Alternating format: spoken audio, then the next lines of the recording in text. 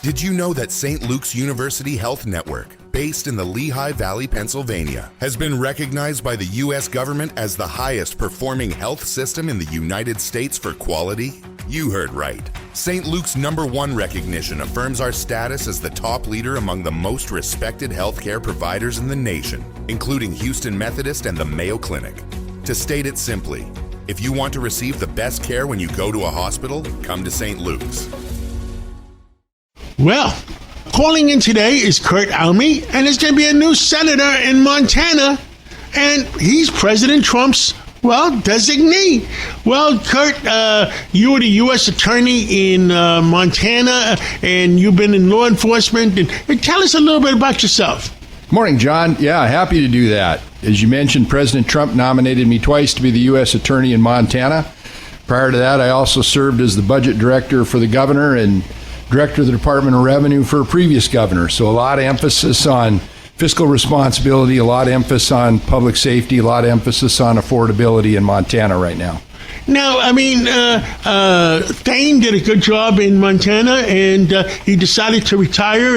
And I think you were telling me that 4 days before the due date of running for senator, he called you up and said, "We want you to run."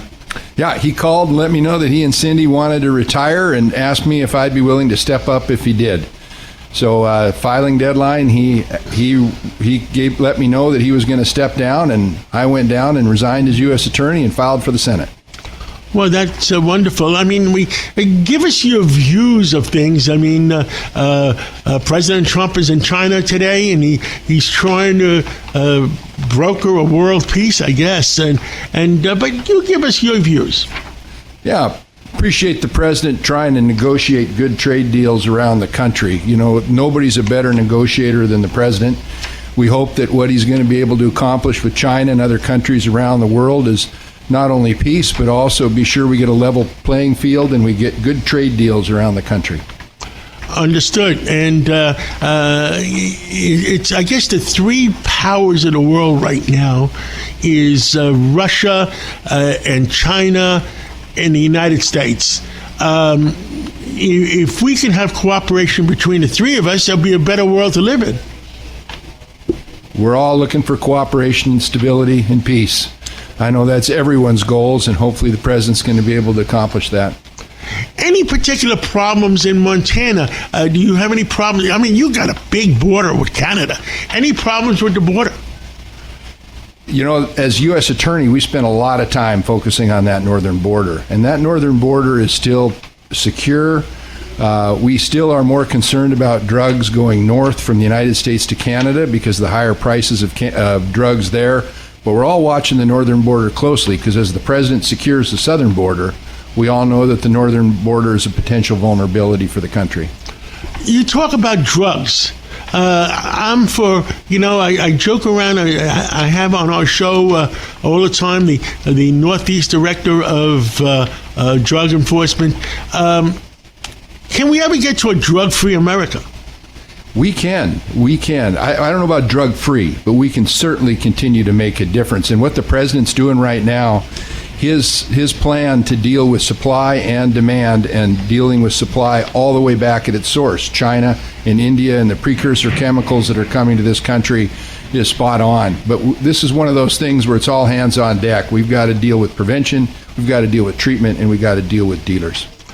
Understood. What else would you like to tell the American people? You were the U.S. attorney, so you're a law and order person. You back the blue. You back the law enforcement. Tell us one more thing about what you believe in.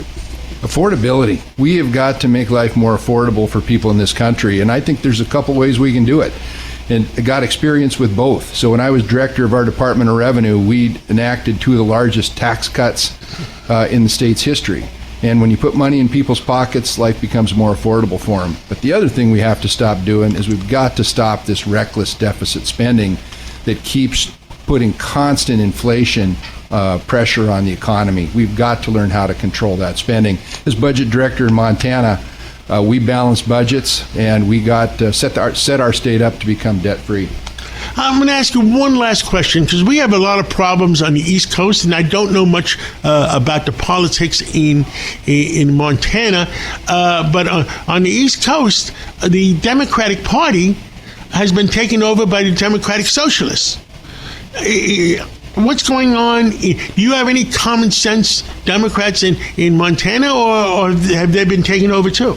Well, the biggest challenge we got in Montana is most people outside the state think Kevin Costner is the governor.